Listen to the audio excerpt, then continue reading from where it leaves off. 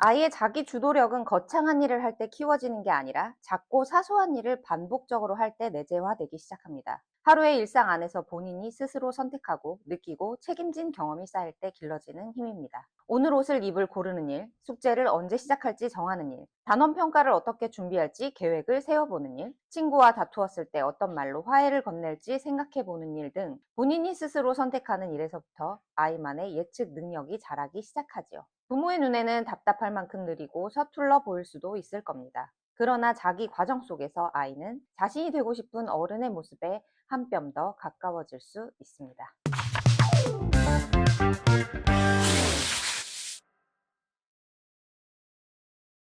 안녕하세요. 오늘 제가 소개시켜드릴 책은 임가은 작가님이 쓰신 초등 자기 주도력이라는 책입니다. 저는 임가은 작가님이랑 아주 깊은 인연이 있어요. 동네에 살기도 하고 집이 아주 가깝거든요. 그래서 임가은 작가님은 저보다 한참 어리기는 하지만 제가 아주 존경하는 동생이라고 소개시켜드릴 수 있을 것 같아요. 임가은 작가님은 평소에 굉장히 부지런하시고 그리고 배울 점이 아주 많으신 분이라서 저희는 항상 서로가 서로를 응원하고 서로를 배우는 발전적인 관계라고 할 수 있을 것 같아요.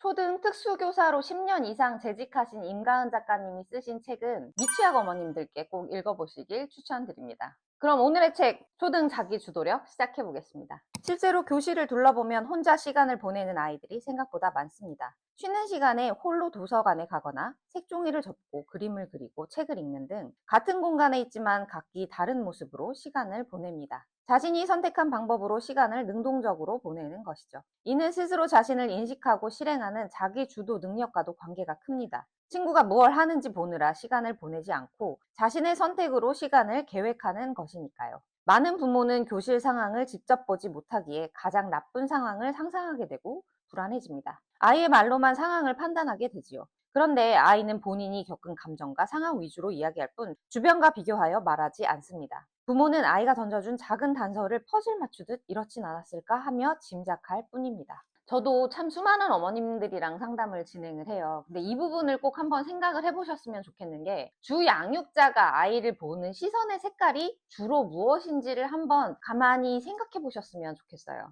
부모님들이 아이를 대하시는 마음은 물론 사랑인 게 맞아요. 하지만 그 안에 내재되어 있는 아이에게 가장 많이 비춰지고 있는 내 모습이 혹시 불안함은 아닌지, 걱정은 아닌지, 신뢰하지 못함을 아이에게 계속 드러내고 있지는 않은지 한번 꼭 생각해 보셨으면 좋겠습니다. 이 모든 마음들의 이름이 뭉뚱그려져서 겉에 보이는 게 사랑일 뿐이지 그 마음의 안에 들어있는 내용물은 사실 아이에게 직접 전달되는 모습이 걱정이나 불안으로 계속 비춰질 수 있거든요. 그런데 수많은 초등 어머님과 상담을 해보고 아이들을 지켜보면 지켜볼수록 엄마가 자기를 바라보는 시선 그대로 아이가 자라는 경우가 너무 많더라고요. 주 양육자가 아이를 바라보는 시선이 거의 걱정으로 이루어진 경우에 아이는 걱정스러운 아이로 자라갈 가능성이 있어요. 아이 스스로도 자기를 걱정하면서 자라거든요. 또 아이를 주로 불안한 눈으로 바라보는 경우에도 아이 스스로도 자신을 불안하게 생각하게 될 수 있습니다. 그래서 걱정을 하시는 대신 조금만 더 아이를 신뢰해 주시면 어떨까 하고 제안을 드려봐요. 아이가 못할 것 같으니까, 아이가 너무 손이 느리니까, 아이가 다 너무 서투르니까 그래도 대신 해주시지 말고 그 서투른 속도대로 아이가 힘을 키워갈 시간을 허락해 주시길요. 아이가 혼자를 뭔가 시도해보고 시행착오를 하는 시간이 결국 아이를 다 성장시키는 시간의 바탕이 되거든요. 아이에게 주로 관심을 쏟는 일보다 가끔은 모른 척 해주고 방임하는 게 어쩌면 어머님들한테 훨씬 더 힘든 일은 아닐까 생각을 해봐요. 그런데 담임 선생님이 봐도 아이가 잘 어울리지 못할 때가 있습니다. 아이가 도와달라는 시그널을 보내고 있을 확률이 높지요. 이때는 담임 선생님께 가정 내에서의 상황을 최대한 공유해야 합니다. 학교와 가정이 한 팀이 되어 아이의 변화를 관찰하는 겁니다. 아이가 교우 관계에서 어려움을 겪고 있다면 가장 힘든 사람은 바로 아이일 겁니다. 친구와 친밀해지고픈 욕구가 있을 테니까요. 그 욕구가 채워지지 않고 번번이 좌절된다면 아이 마음에 위축된 감정이 쌓여 지치게 됩니다. 바로 이때가 부모가 도와줄 타이밍입니다. 지난번 특강에서 설명드렸던 내용인데 햇지에듀 온라인 사이트에 등록을 하시면 저희는 카톡방을 새로 생성을 하거든요. 그 카톡방에는 어머님도 들어와 계시고 저희 한국 매니저님, 필리핀 매니저님, 그리고 필리핀 강사님, 그리고 저까지 총 5명이 함께 이 아이의 영어 실력 향상을 위해서 같이 논의하기 시작합니다. 아이가 성장하는 과정, 그리고 아이의 진도 체크, 그리고 지금 이 아이가 하는 진도가 맞는지 같이 논의하면서 상의하고 한 아이를 위해서 5명의 성인의 시각이 이렇게 한쪽으로 모여지고 있는 거거든요. 우리나라 어머님들은 아이를 키우실 때 주로 친정엄마한테 도움을 받으시거나 아니면 남편과 같이 아이를 양육하시거나 아니면은 동네 엄마들, 또래 엄마들과 같이 상의를 하기도 하시는데요. 그래도 교육 분야에 있어서, 교육 문제에 있어서는 상의할 게 많지 않으실 수 있어요. 어쩌면 그래서 학원 상담을 더 많이 가시는 걸 수도 있고요. 하지만 아이들을 보니까 아이는 가정 내에서만 자라지 않더라고요. 요새는 학교만큼 학원도 필수적으로 다들 다니고 있기 때문에 학원에서 자라는 시간도 있고 집에서 보여주지 않는 모습이 밖에서만 드러날 때도 있어요. 그래서 아이 한 명이 자랄 때 온 동네가 다 같이 키워야 된다는 말은 여러 성인의 눈이 그 아이를 바라보고 있어야 된다는 뜻인 것 같아요. 더 많은 아이들을 온라인을 통해서 만나볼수록 아이 하나를 위해 얼마나 많은 인력이 필요한지 매번 느끼게 되는 것 같아요. 인간 선생님도 아이의 고민을 선생님과 엄마가 함께 공유하시기를 추천하셨습니다. 신기하게 일찍 오는 아이는 매번 일찍 오고 늦는 아이는 매번 늦습니다. 매번 늦고 싶은 게 아닐 텐데 이미 그 시간이 본인에게 최적의 시간이 되어버린 거죠. 이처럼 등교 준비 연습 시기를 놓치면 아이에게 늦게 가는 일이 습관이 됩니다. 무엇보다 큰 문제는 아이가 늦는 것에 문제의식이 없어진다는 겁니다.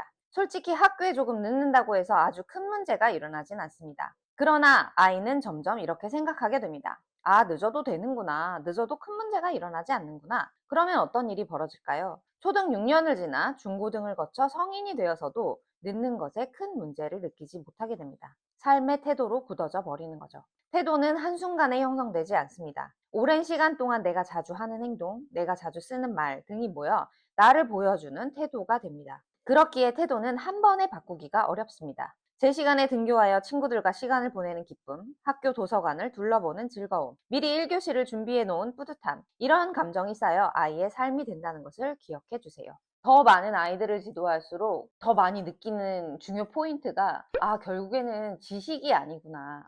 결국에는 다 습관이구나. 그 생각을 정말 많이 합니다. 학교를 보내고 학원을 보내고 그리고 그 모든 과정에서 결국 아이는 습관을 통해서 공부를 배우는 거지 공부를 통해서 공부를 배우는 게 아니더라고요.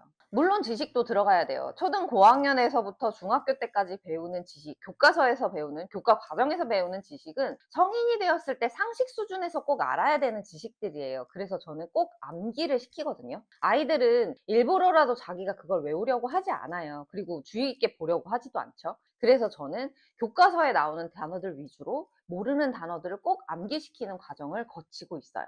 암기도 습관이 되거든요. 암기도 처음에는 한두 줄 외우기도 어려웠다가 이제 시간이 지날수록 점점점 양도 늘고 외우는 속도도 빨라져요.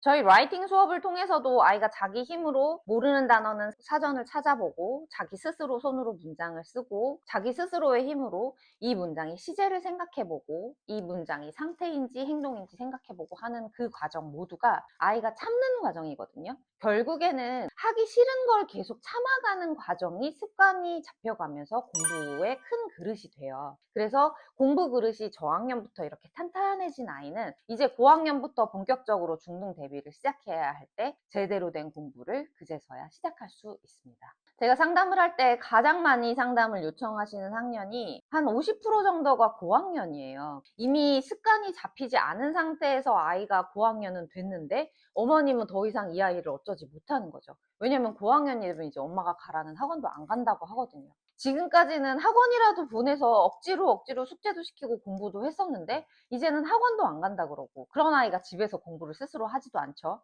그러니까 엄마는 이제 곧 중학생이 될 아이인데 공부를 안 하겠다고 하니 까마득해서 저한테 아주 급하게 상담 요청을 하시는 경우가 많아요. 그런데 너무 안타깝게도 5학년인데 아직도 기초가 전혀 잡혀있지 않고 그거는 이제 지식의 문제고요. 지식의 기초는 사실 5학년, 6학년에 1, 2년만 바짝 해도 잡을 수는 있어요. 근데 거기서 문제가 뭐냐? 저학년 때부터 공부 습관이 잡혀있지 않은 5학년한테는 지식을 넣어주는 게 너무 어려워요. 왜냐하면 아이가 받아들이려고 하지를 않거든요. 그래서 저학년부터 꼭 공부 습관을 잡아주시길 제가 당부드립니다. 하루 10분, 하루 20분을 꾸준히 공부하면서 쌓아왔던 그리고 자기 힘으로 힘든 걸 참아가면서 하기 싫은 걸 참아가면서 쌓아온 그 인내의 시간이 아이 공부 그릇을 고학년에 탄탄하게 만들어줍니다. 꼭 기억하셔야 할 문장이 있습니다. 아이의 하루는 우리의 하루와는 다르다는 사실입니다. 유초등 시기의 아이들은 세상을 이해하고 탐구하는 데 많은 시간을 씁니다. 이를 통해 머릿속에 자신만의 경험 상점인 스키마를 구성해 나가죠. 스키마란 심리학자 장 피아제가 정립한 이론으로 세상을 이해하고 상황을 처리하는 의식의 틀을 뜻합니다. 아이가 하루 동안 어떤 경험을 하느냐에 따라 아이의 스키마가 달라지고 문제를 해결하는 방식이 결정된다는 이야기죠. 느린 아이라면 아마도 자신의 의지와 상관없이 학교에서 어려운 순간들을 자주 맞이할 겁니다. 빨리 문제를 해결하고 싶은데 손의 속도가 따라가 주지 않거나, 문제를 정확하게 풀고 싶은데 문제가 이해되지 않거나, 수업에 집중하고 싶은데 하고 싶은 다른 일들이 자꾸 생각나는 등 불편한 상황을요. 그로 인해 아이의 경험 상점이 어쩌면 좌절감으로 채워질 수도 있습니다. 결국 아이의 느린 시간을 기다려주는 건 결국 아이에게 훗날 커다란 선물을 줍니다. 그 느린 시간이 쌓이는 동안 아이는 훗날 자기가 빠른 속도로 무언가를 스스로 해나갈 힘을 쌓아온 거거든요. 하지만 주위의 어른들이 아이의 느린 시간을 참아주지 못하고 매번 대신해주기를 반복하면 아이는 느린 속도대로 조금씩 속도가 빨라지면서 결국 자기 힘으로 무언가를 해나갈 기회를 잃게 돼요. 온라인 쓰기 영어에 새로운 학생이 등록을 하면 저는 아이에 대해서 아주 많은 거를 물어봐요. 형제 관계는 어떻게 되는지, 그동안 공부는 어떻게 해왔는지, 국어 공부는 재밌어 하는지, 책 읽는 건 좋아하는지, 책을 읽을 땐 어떤 주제의 책을 좋아하는지, 그리고 몇 권 정도의 책을 읽는지, 아주 복잡하고 다양한 얘기들. 아이는 말하는 걸 좋아하는 아이인지, 자기 표현을 하는 걸 좋아하는 아이인지, 소극적인 아이인지, 소심한 아이인지, 쾌활한 아이인지, 친구들은 많은지, 그런 것들을 다 종합적으로 판단해서 솔루션을 드려야 되거든요. 결국에는 저희는 선생님을 1대1로 배정을 해드려야 되기 때문에 선생님들 성격도 다 다르시잖아요.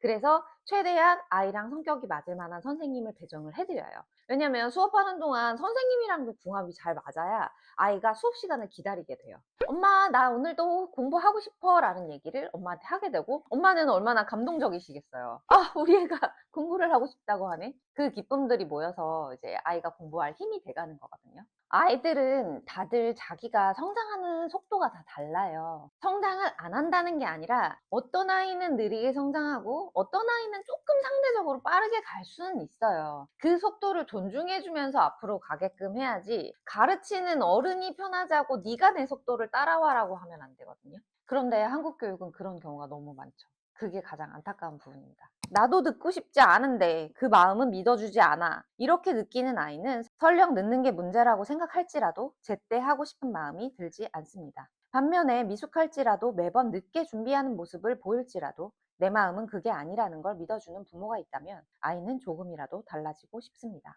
함께 좋은 방법을 찾아보고 싶은 마음이 듭니다. 아이가 매번 늦을 때는 보통 두 가지 이유가 있습니다. 첫째, 늦으면 안 되는 이유를 충분히 알지 못한다. 둘째, 시간을 분배하는 연습이 충분하지 않다. 둘 다 자기 주도력과 연관이 있지만 첫 번째는 동기의 영역이고 두 번째는 행동의 영역입니다. 시간을 잘 지킨다는 건 이처럼 왜 지켜야 하는지 인식하고 어떻게 지켜야 할지 행동해야 이어질 수 있는 일입니다. 마음과 행동이 발맞춰야 하는 일이기에 생각보다 쉽지 않습니다. 아이에게 빨리 하라는 말 대신 실제 변화를 이끌 수 있는 마음과 행동, 두 가지 영역을 지원해 보는 건 어떨까요? 환경을 조금만 바꾸면 가능합니다. 임가은 작가님이 환경을 조금만 바꾸면 가능합니다 라고 써주셨는데요. 임가은 작가님 책에는 그 환경을 어떻게 바꾸는지 구체적으로 항상 쓰여 있어요. 임가은 작가님은 정말 부지런한 분이라고 아까 말씀을 드렸잖아요. 정말 부지런한 분이어서 책도 정말 자주 내시고 책 내용도 아주 꽉 찬 내용을 항상 쓰세요. 이번 책도 400페이지 가까이 되거든요. 보통 책 분량을 이렇게까지 뽑아내시기가 1년에 한 권 쓰시기도 참 힘든 일인데 임가은 작가님은 이렇게 가득 찬 내용의 책을 항상 발행을 해주시고 실질적으로 집에서 실현 가능한 방법들을 아주 구체적으로 책 안에 적어주시거든요. 그래서 꼭 미취학 어머님들이 보시면 하나하나 아이랑 집에서 실천해 보시는 것만 해도 도움이 정말 많이 되실 거예요. 바로 어제 상담했던 내용인데, 어머님 아이를 많이 칭찬해 주세요. 이 아이는 많이 칭찬을 받아야 되는 성향이에요. 이제 그런 얘기를 했어요. 저학년 남자아이였는데 아이가 조금 여성스럽고 예민한 구석이 있는 아이였어요. 그런데 어머님이 좀 엄하신 거예요. 그래서 아이한테 조금 공부해서 타이트하게 교육을 해오셨더라고요. 그러니까 아이가 아직 어린데 눈치도 조금 많이 보고, 그러다가 이제 영어가 너무 싫어져 버린 거예요. 벌써 3학년이 되기도 전에. 그래서 이 아이는 다른 어떤 아이들보다도 칭찬을 조금 많이 받아야 되는 성향이다. 그런 얘기를 해드렸어요. 하지만 이 칭찬 포인트 조금 중요한데요. 제가 말씀드리는 칭찬 포인트는 결과론적인 칭찬이 아니에요. 100점을 맞아와서 뭐를 잘해서 막 이런 칭찬이 아니라 시도에 대한 칭찬을 해주셨으면 합니다 라고 제가 말씀을 드렸거든요. 어머님들께도 꼭 말씀을 드리고 싶은 게, 제가 학원에서 아이들 칭찬을 참 많이 해요. 그런데 제가 하는 칭찬은 주로 어느 칭찬이냐면, 어제는 문장을 5개 틀렸는데 오늘은 4개밖에 안 틀렸네. 우와 대단하다. 어제는 선생님한테 문장 못 쓰겠다고 처음부터 도와달라고 했는데, 우와 오늘은 도와달라는 말도 안 하고 혼자 3번까지 벌써 다 했네. 그런 칭찬. 우와 어제는 10문장 하는데 1시간 걸렸는데 오늘은 10문장 하는데 40분밖에 안 걸렸네. 우와 집중력. 이런 칭찬. 특히 초등아이들은 기억력이 좋지 않아요. 방금 있었던 일도 금방금방 뒤돌면 까먹거든요. 그러니까 아이의 지난 시간을 기억해 놨다가 오늘이랑 비교해서 너의 발전을 꾸준히 칭찬해 주는 거예요. 그러면 아이는 결과에 집중하지 않고요, 과정에 집중하는 아이로 자연스럽게 바뀌어가요.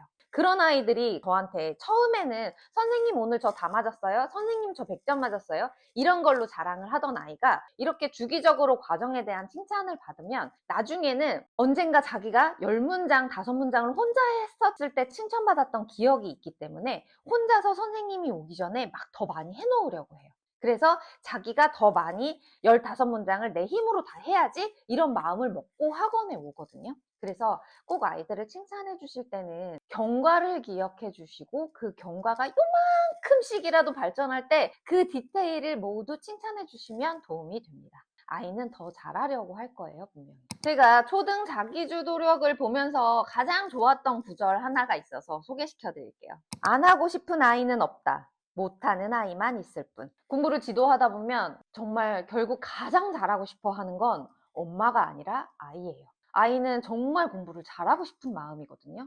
그런데 내 마음대로 안 되는 거예요. 선생님한테도 칭찬받고 싶고 엄마한테도 칭찬받고 싶어서 나도 나름 했는데 이게 결과적으로 잘 안 되거든요. 그런데 이게 초등 1, 2학년 정도에는 괜찮아요. 그런데 이 좌절을 3학년 때도 꾸준히 쌓아주시고 4학년 때도 꾸준히 좌절을 쌓아주시면 결국 4학년 말 5학년이 돼서 아이가 결론을 내려요. 나는 공부 못하는 애야. 그러니까 더 이상 하지 않을 거야 라고요. 그래서 고학년의 아이들과 공부 문제로 갈등이 시작되시는 거예요. 그동안 지나온 아이의 공부 여정이 칭찬과 성취감과 매일매일의 발전으로 아이가 지나왔다면 자기도 나름 흥미를 느끼고 칭찬받는 재미에 즐겁게 걸어왔을 거예요. 하지만 1, 2, 3, 4학년을 모두 매일 레벨 테스트를 보고 옆에 친구는 스피킹 잘하는데 나는 못하고 주눅이 들고 이런 과정이 매일매일 반복이 되고 4년이 지났다고 생각해보세요. 어른도 버티기 힘든 굉장히 힘든 과정이에요. 좌절을 4년씩이나 겪고 짓밟히면서 자기가 난 이렇게 못하지? 왜 못하지? 자책을 4년이나 했다고 생각을 해보세요. 누구라도 포기하고 싶어져요. 어제 제가 상담을 4건을 했는데요. 모든 학생에게 제가 말해줬어요. 너는 공부를 못하는 게 아니야. 공부를 잘못된 방향으로 그냥 배워온 거야. 근데 오늘 선생님이랑 해봤잖아. 쉬워 안 쉬워? 그치? 쉽지? 그래서 이렇게 하면 너도 금방 늘 수 있어. 네가 잘못한 게 아니야. 공부를 이제부터 재밌게 쉽게 하면 돼. 쉽게 하는 방법을 이제 처음 배운 거야 라고 말해줬습니다. 공부는 쉽게 가르치면 쉽게 배우고요. 어렵게 가르치면 어렵게 배웁니다. 어릴 때 우리가 배웠던 방법을 생각해 보세요. 우리는 어렵게 배웠기 때문에 공부가 싫었던 거예요. 그러면 지금 우리 아이들이라도 쉽고 재밌게 공부를 배우는 방법을 알려줘야 됩니다. 꼭 그렇게 해주세요. 제가 아는 임가은 선생님은 세상 누구보다도 참 다정하신 분이에요. 그래서 저는 임가은 선생님의 책을 읽을 때마다 사람의 성격이 책에 이렇게 다 담기는구나. 그 다정함이 이 모든 디테일을 만드는 거예요. 이 너무 좋은 방법인데 어머님들도 이 방법 꼭 알았으면 좋겠다. 그래서 사진도 넣고 방법도 넣고 그 방법의 디테일이 정말 정말 정말 정말 구체적이에요. 물론 제 책을 보신 분들도 알겠지만 저는 굉장히 효율적인 사람이거든요. 그리고 저는 사실 이렇게 아주 다정한 F 성향이라기보다는 저는 약간 효율을 중시하는 일잘러 T예요, 저는. 그래서 책에도 효율적인 방법으로 초등부터 고등까지 이어지는 방법 위주의 아이들 공부법을 담아냈는데요. 임가은 선생님은 정말 너무너무 F시거든요. 그래서 디테일이 아주 다 따뜻해요. 책을 쓰시면 책을 쓰실 때마다 아, 그 모든 온기를 또 책에 담으셨구나를 느끼면서 제가 책을 읽게 됩니다. 이번 책은 독특하게도 책이 총 4장으로 구성이 되어 있는데 각 장별로 아이가 가진 성향을 다 열거해서 이미 목차만 보고도 우리 아이의 경우에 맞는 챕터를 바로바로 찾아보실 수 있어요. 그러니까 골라서 볼 수 있는 거죠. 아이들 성향이 다 다르잖아요. 그런데 목차에서 찾아보고 이거 우리의 얘기인데 하고 바로바로 가서 보실 수 있게 목차 구성도 편리하게 되어 있습니다. 이번에 발행하신 초등 자기 주도력 이외에도 거실 육아에서는 집 공간을 활용해서 아이 공부를 어떻게 시키면 더 효율적인가에 대해서 써 있고요. 그리고 처음으로 쓰셨던 책 해냄 스위치를 켜면 혼자서도 잘하는 아이가 됩니다는 아까 제가 습관이 가장 중요하다고 했잖아요. 아이가 공부를 잘하기 위한 그 평소의 습관을 어떻게 잡는지에 대해서 아주 구체적으로 그 방법을 디테일하게 담아 놓으셨어요. 그래서 미취학 어머님들, 초등 저학년 어머님들 꼭 읽어보시면 아주 도움이 많이 될 책입니다. 고학년 어머님들도 아이를 키우는데 내가 얘 어릴 때 뭘 잘못했던가 궁금하시다면 임강 선생님 책 한번 꼭 읽어보시길 추천드립니다. 책 양이 워낙 방대하기도 하고 제가 오늘도 또 시간 관계상 책의 반 정도밖에 소개를 하지 못했어요. 그래서 뒷부분이 궁금하신 분은 꼭 책을 읽어보시길 바라고요. 다음 시간에 또 더 좋은 양서로 찾아뵙도록 하겠습니다. 오늘도 시청해주셔서 감사하고요. 구독, 좋아요, 알림 설정 부탁드립니다. 다음 시간에 뵙겠습니다. 감사합니다.